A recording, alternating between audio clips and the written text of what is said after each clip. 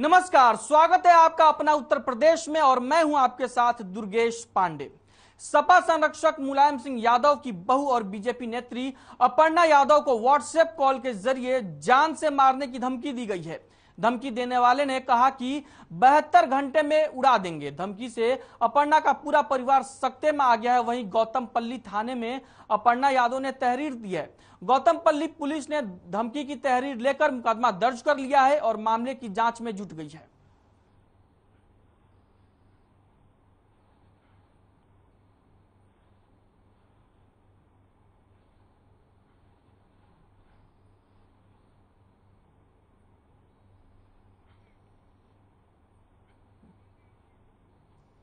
सियासत में समीकरण बदलते रहते हैं और बदलते समीकरणों में काफी कुछ बदल जाता है। किसी को सवारी मिल जाती है तो कोई पैदल हो जाता है। सवारी सत्ता की सुनने को तो मिलती थी, लेकिन अब एक पार्टी को बदले समीकरणों के बीच कार से हाथ धोना पड़ा है। बता दें कि कभी समाजवादी पार्टी गठबंधन सहयोगी रहे महान दल के अध्यक्ष केशव देव मौर्य ने सपा से गठबंधन तोड़ने का ऐलान किया, तो जवाब में सपा ने केशव देव मौर्य को दी गई कार वापस मंगा ली। वहीं केशव देव मौर्य ने भी कार सपा को लौटा दी है। इस दौरान राज्य मंत्री सोनम किन्नर ने कहा कि महान दल के अध्यक्ष केशव देव मौर्य बीजेपी में आए तो उन्हें गाड़ी देंगी। वहीं अखिलेश यादव पर बोलते हुए उन्होंने कहा कि उन्होंने मेरी भी मदद की थी। गाड़ी अखिलेश यादव ने नहीं, उनके पास के करीबी लोगों ने ही वापस ली होगी। आगे उन्होंने कहा कि अखिलेश यादव एक अच्छे इंसान हैं, वो ऐसा नहीं कर सकते। गाड़ी वापस लेने की बात अखिलेश यादव के कुछ करीबियों ने कही है।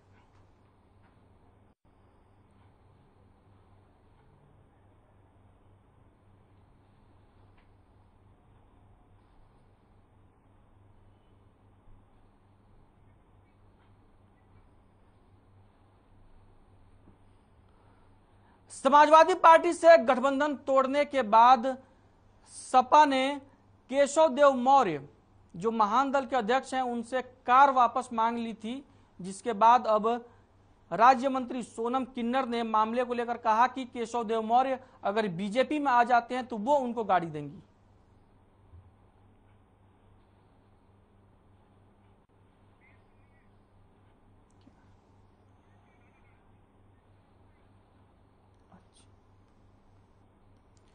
इस दौरान के सोनम किन्नर ने अखिलेश यादव की तारीफ की। उन्होंने कहा कि अखिलेश यादव ऐसे आदमी नहीं है, उन्होंने उनकी भी मदद की है।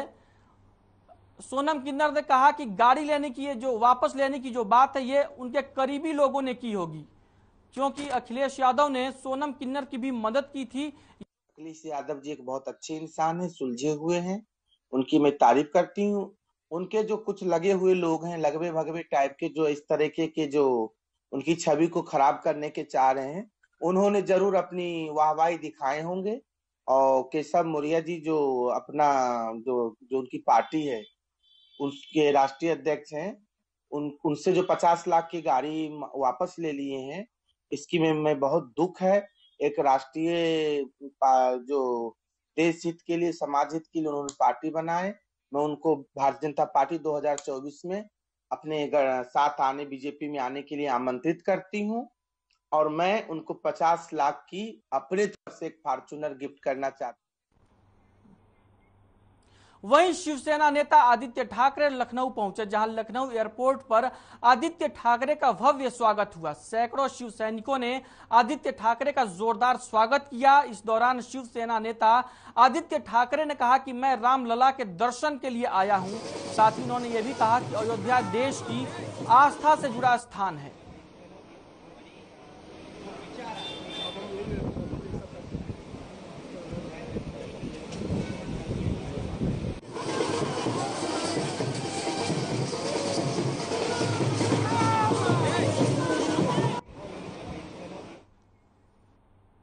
वहीं यूपी सुन्नी सेंट्रल वक्फ बोर्ड ने लखनऊ के टीले वाली मस्जिद के इमाम फजलुर मन्नान रहमानी को पद से बर्खास्त कर दिया है और मौलाना की तकरीर करने और नमाज पढ़ाने पर भी पाबंदी लगा दी है। वहीं अब सुन्नी सेंट्रल वक्फ बोर्ड ने मौलाना की जगह पर सह मुतवल्ली वसीम हसन को यह चार्ज दिया है। साथ ही बर्खास्त किए गए इमाम के बेटे इम्तियाज हुसैन उर्फ फैजी को इमामत करने की जिम्मेदारी भी सौंपी है।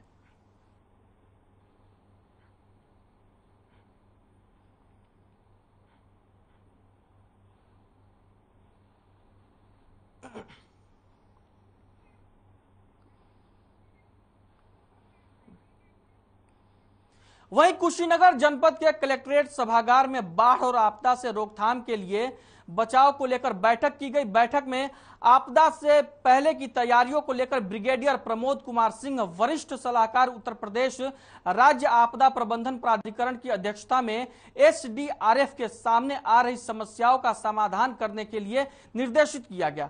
बैठक को संबोधित करते हुए प्रमोद सिंह ने कहा कि किसी प्रकार की आपदा एक संवेदनशील विषय होता है, किसी भी आपदा के तैयारी के लिए जरूरी होता है।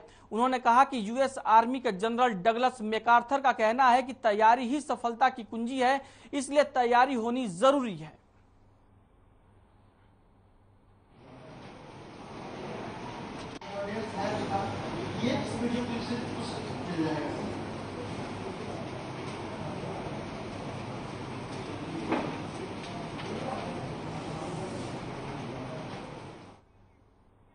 वहीं कुशीनगर में नगर पालिका आपके द्वार योजना का उद्घाटन नगर पालिका पडरौना के अध्यक्ष विनय जायसवाल ने किया। इस योजना के तहत एक मोबाइल वैन में संचालित की जाएंगी, जिससे सभी सुविधाओं जैसे public address system, laptop, internet सेवा होगी। साथ ही नपा के कर्मचारी भी वैन के साथ रहेंगे। नगर पालिका अध्यक्ष जायसवाल ने बताया कि नगर पालिका क्षेत्र का विस्तार हो जाने के बाद दूर से ग्रामीणों को नगर पालिका कार्यालय में आने जाने की जरूरत नहीं है। ये मोबाइल वैन गांव-गांव जाकर पालिका से जुड़े सरकारी दस्तावेजों जैसे मृत्यु प्रमाण पत्र, स्वनिधि लोन, जाति प्रमाण पत्र, निवास प्रमाण पत्र आदि का ऑनलाइन पंजीकरण करेगी।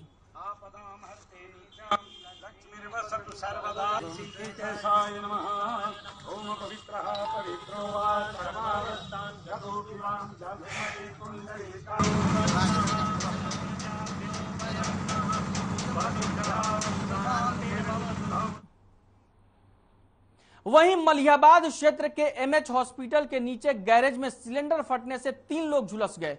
तीनों की हालत गंभीर बताई जा रही है। तीनों को एमएच हॉस्पिटल में भर्ती करा दिया गया है, जहां उनका इलाज चल रहा है।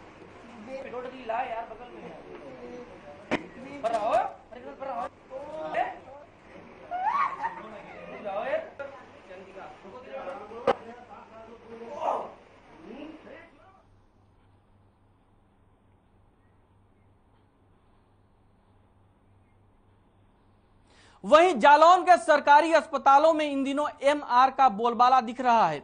डॉक्टरों के पास पहुंचने वाले ये मेडिकल रिप्रेजेंटेटिव डॉक्टरों को दवाओं के मोटे कमीशन का लालच देकर बाहरी दवाई लिखवा रहे हैं, जिसका खामियाजा अस्पताल पहुंचने वाले मरीजों को भुगतना पड़ रहा है। जिला मुख्यालय उरई के जिला अस्पताल में ओपीडी के समय दर्जनों एमआर डॉक्टर्स के पास अपना समय गुजार रहे हैं, जिससे मरीजों को परेशानियों का सामना करना पड़ रहा है। वहीं इस मामले को लेकर मुख्य चिकित्सा अधिकारी अविनेश कुमार का कहना है कि अस्पताल में डॉक्टरों को साफ निर्देश दिए गए हैं कि वो मरीजों को बाहर की दवाएं न लिखे, अस्पताल में मौजूद दवाएं ही मरीजों को दी जाएं। इसके साथ ही एमआर के लिए भी निर्देश दिए गए हैं कि वो ओपीडी के समय अस्पताल में प्रवेश न करे, लेकिन इसके बावजूद नियमों का पालन नहीं हो रहा है।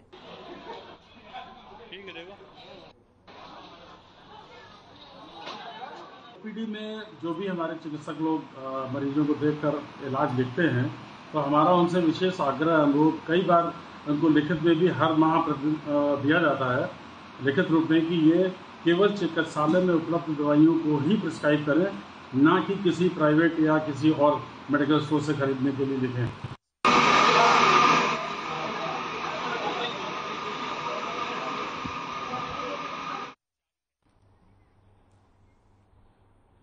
वहीं कन्नौज के छिबरामऊ तहसील में कार्यरत लेखपाल रोहित सिंह को पैमाइश को लेकर ग्रामीण से 10,000 रुपए रिश्वत लेते और बकरी मंडी से एंटी करप्शन टीम ने धर दबोचा। एंटी करप्शन टीम पूछताछ के लिए लेखपाल को कोतवाली ले आई। इससे पहले भी लेखपाल पर कई आरोप लग चुके हैं।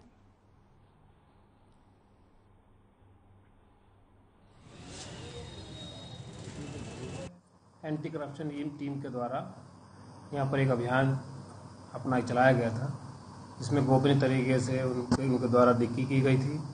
तो इसमें छिबरामऊ तहसील में एक तैनात रोहित सिंह लेखपाल हैं, तो उनके द्वारा तथाकथित रूप से 10,000 रुपये की रिश्वत लेते हुए उनको रंगे हाथ पकड़ा गया है। और इसमें उनके जो दंडाधिकारी हैं, संबंधित एसडीएम, उनके द्वारा रोहित सिंह लेखपाल के निलंबन की कार्रवाई की गई।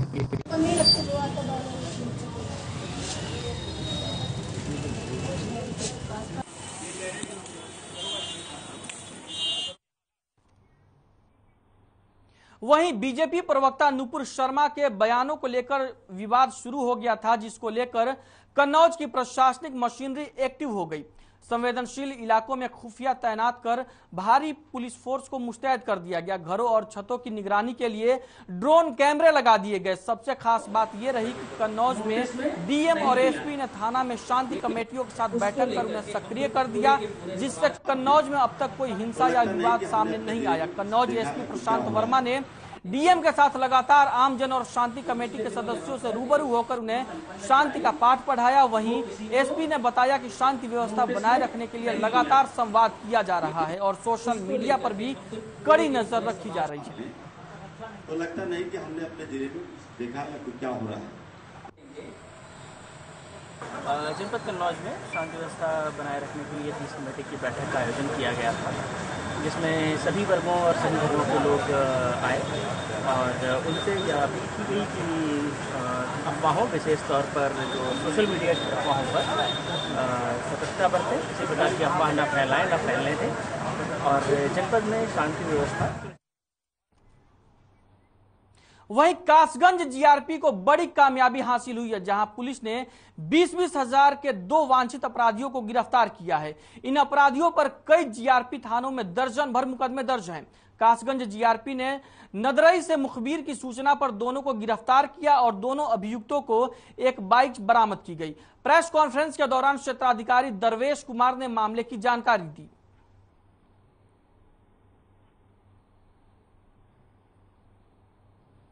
मोटरसाइकिल खड़ी है। अभियान चला गया है जिसमें जो वांछित अपराधी हैं और जो इनामियां हैं, जिन पे नाम घोषित है, उनकी गिरफ्तारी के लिए कर्फ्यू चला गया। तो इसमें हमने एक टीम गठित की थी कासगंज थाने पर, जिसका निर्देशन थाने के एसओ श्री विशेश्वर सिंह कर रहे थे। तो 2 अपराधियों को गिरफ्तार किया गया है, जिनका नाम, एक का नाम है राजकुमार पुत्र गुलाब सिंह, दूसरा है सोनू पुत्र भूरी सिंह।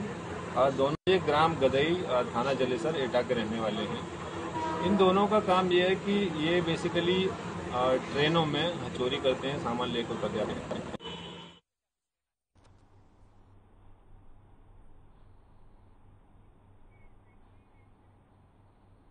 वहीं राहुल गांधी पर ईडी की कार्रवाई को लेकर कांग्रेस प्रवक्ता नसीमुद्दीन सिद्दीकी ने प्रेस कॉन्फ्रेंस की। उन्होंने कहा कि कांग्रेस के राष्ट्रीय अध्यक्ष रहे राहुल गांधी को प्रताड़ित किया जा रहा है।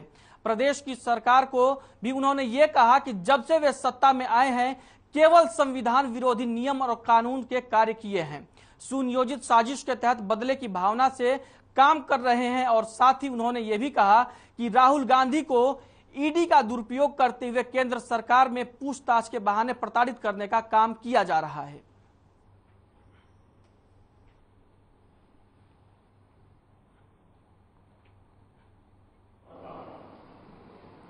जब जानबूझ से हमें अपनी बात नहीं रखने दी जा रही है, तो कांग्रेस पार्टी ने फैसला लिया है कि कल मुझे हम सब ये कोई बात नहीं। जब आपने समझ भी मानने को ये भारतीय जनता पार्टी का काम। वहीं मथुरा के गताश्रम टीला में चोरों ने एक बार फिर से चोरी की घटना को अंजाम दिया है। दरअसल चोरों ने बीती रात व्यापारी रितेश कुमार अग्रवाल के गोदाम को निशाना बनाया। बताया जा रहा है कि चोर तीसरी मंजिल पर छत से सरिया और गेट काटते हुए गोदाम में घुसे और 5 लाख रुपए समेत करीब 200 ग्राम सोना लेकर फरार हो गए। चोरी की यह घटना गोदाम में लगे सीसीटीवी में कैद हो गई। पुलिस ने मामले की शिकायत के आधार पर केस दर्ज कर लिया है और जांच में जुट गई है।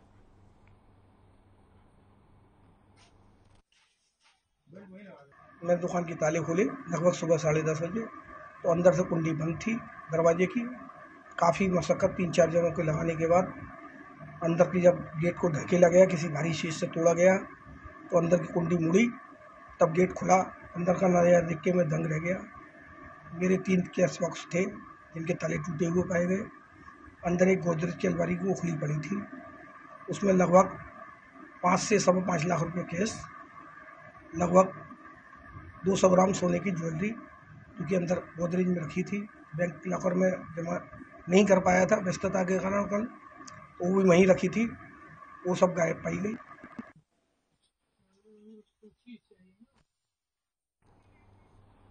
अब बात करेंगे इस वक्त आ रही बड़ी खबर की जो कासगंज से आ रही है। कासगंज से इस वक्त की बड़ी खबर हम आप तक पहुंचा रहे हैं। मथुरा बरेली राजमार्ग पर हादसा हुआ है। रोडवेज ने मारी बाइक को सवार को टक्कर, युवक की मौके पर ही मौत। कासगंज से इस वक्त की बड़ी खबर हम आप तक पहुंचा रहे हैं, जहां पे मथुरा बरेली राजमार्ग पर हादसा हुआ है। रोडवेज बस ने बाइक सवार को टक्कर मार दिया और युवक की मौके पर ही मौत हो गई। कासगंज से इस वक्त की बड़ी खबर हम आप तक पहुंचा रहे हैं। मथुरा बरेली राजमार्ग पर हादसा हुआ है। रोडवेज की बस ने बाइक सवार युवक को टक्कर मार दी, जिसमें युवक की मौके पर ही मौत हो गई।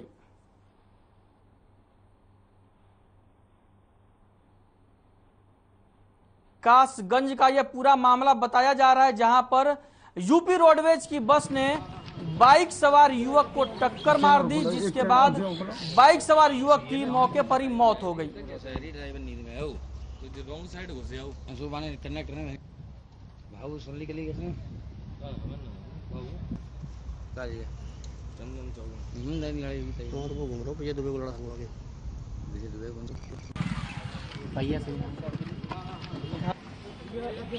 चैन और खोलो, एक चैन और जो खोलो। ड्राइवर नींद में है वो, तो रॉन्ग साइड घुस जाओ, सुबह कंडक्टर में भाव सुनने के लिए चंदन चौक और वो घूम रहा हूँ, ये दुबई को लड़ा हम लोग दुबई कौन भैया से चैन और खोलो, एक चैन और जो खोलो। ड्राइवर नींद में है वो, तो रॉन्ग साइड घुस जाओ, सुबह कंडक्टर में भाव सुनने के लिए चंदन चौक और वो घूम रहा हूँ, ये दुबई को लड़ा हम लोग दुबई कौन भैया से। बात करेंगे इस वक्त आ रही एक और बड़ी खबर की जो लखनऊ से आ रही है। आरएलडी के महासचिव का बयान सामने आया है। आरएलडी और सपा का गठबंधन सफल है, यह कहना है आरएलडी के राष्ट्रीय महासचिव का। नुपुर शर्मा पर भी उन्होंने बयान दिया और कहा कि नुपुर ने विदेशों में भारत की छवि धूमिल की है। आगामी चुनाव में भी सपा के साथ गठबंधन रहेगा, यह कहना है आरएलडी के राष्ट्रीय महासचिव का। लखनऊ से इस वक्त की बड़ी खबर, आरएलडी राष्ट्रीय महासचिव का बयान सामने आया है। उन्होंने ये कहा कि सपा के साथ आरएलडी का गठबंधन सफल है और आगे भी चुनावों में यह गठबंधन जारी रहेगा। इसके साथ ही उन्होंने बीजेपी प्रवक्ता नुपुर शर्मा पर भी बयान दिया और कहा कि नुपुर शर्मा ने विदेशों में भारत की छवि धूमिल की है। जिनको हम पैगंबर कहते हैं, जिनको हम भगवान कहते हैं, उनकी शान में गुस्ताखी करे, वो कुछ भी करे उस पर कार्रवाई नहीं। तो रामपुर में आएंगे, हम कल से पूछ कर रहे हैं, कल से हमारे सवाल। वहीं पीलीभीत में एक युवक की गोली मारकर हत्या कर दी गई। घटना से क्षेत्र में सनसनी फैल गई। सूचना मिलने पर भारी संख्या में पुलिस फोर्स घटनास्थल पर पहुंची, साथ ही फोरेंसिक टीम भी मौके पर पहुंच गई। मौके पर पहुंची फोरेंसिक टीम मामले की जांच में जुट गई है। वहीं पुलिस ने मृतक के शव को कब्जे में ले लिया है और जांच शुरू कर दी है।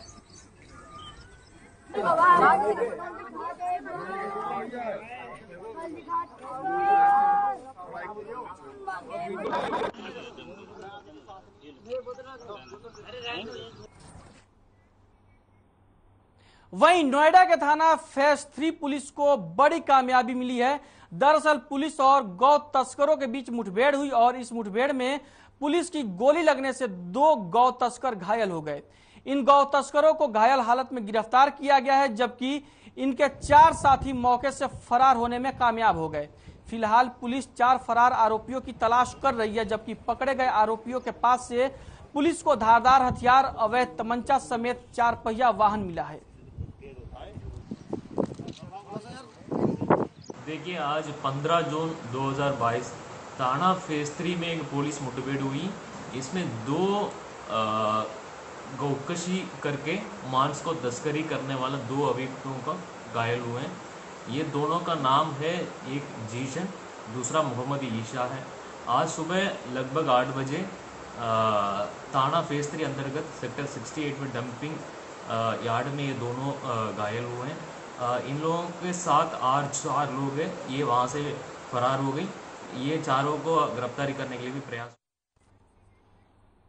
वहीं अलीगढ़ में डीएम इंद्र विक्रम सिंह ने मीडिया के साथ एक प्रेस कॉन्फ्रेंस की, जिसमें उन्होंने मीडिया के जरिए से अपने निर्देशों को जनता तक पहुंचाने की बात कही और राष्ट्रीय संकल्प के तहत हर घर तिरंगा फहराने पर भी जोर दिया। साथ ही यह भी कहा कि अगर सभी मिलकर राष्ट्र के प्रति अपनी भावना को उजागर करेंगे और दूसरों से भी राष्ट्र की भावना को उजागर करने के लिए प्रेरित करेंगे तो राष्ट्र के लिए इससे बड़ा योगदान नहीं होगा। वहीं डीएम ने शहर की जनता को अमन चैन से रहने की भी बात कही और जनता से अपील की है कि वो सोशल मीडिया पर किसी भी आपत्तिजनक टिप्पणी से बचे। इस मौके पर इलेक्ट्रॉनिक और प्रिंट मीडिया के पत्रकार मौजूद रहे।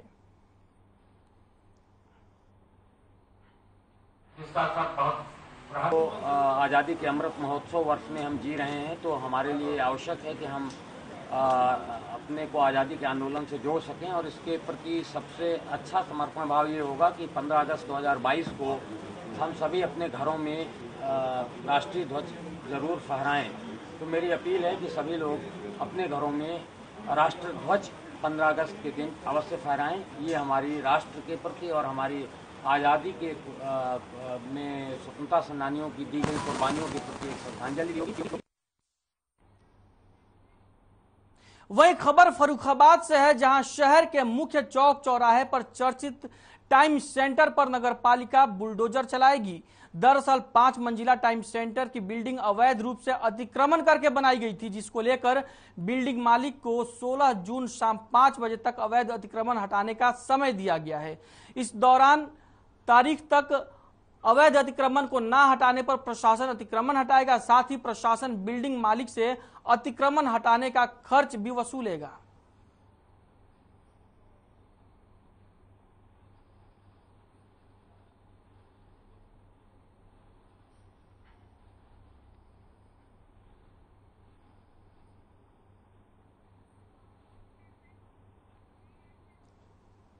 खबर हमीरपुर से है, जहां बेतवा पुल पर एक युवक ने नदी में छलांग लगाकर सबको हैरानी में डाल दिया। बताया जा रहा है कि युवक ने अज्ञात कारणों के चलते बाइक सहित नदी में छलांग लगाई, जिसके बाद राहगीरों ने पुलिस को सूचना दी। मौके पर पहुंची पुलिस ने गोताखोरों और ग्रामीणों की मदद से युवक की तलाश की और कई घंटों के रेस्क्यू के बाद युवक का शव मिला। फिलहाल पुलिस ने शव को कब्जे में लेकर पोस्टमार्टम के लिए भेज दिया है।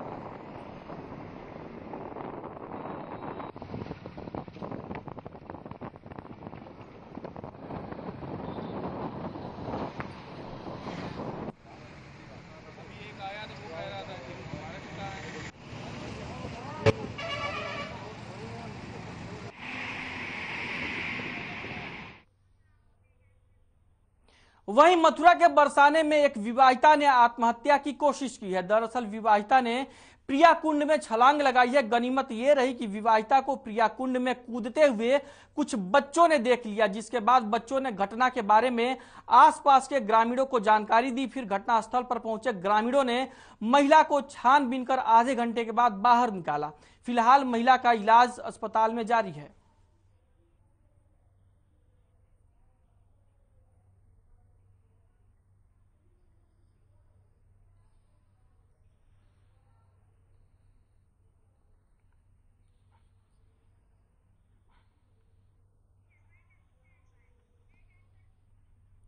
बुलेटिन में फिलहाल के लिए इतना ही। मुझे दीजिए इजाजत और आप बने रहिए हर खबर के साथ।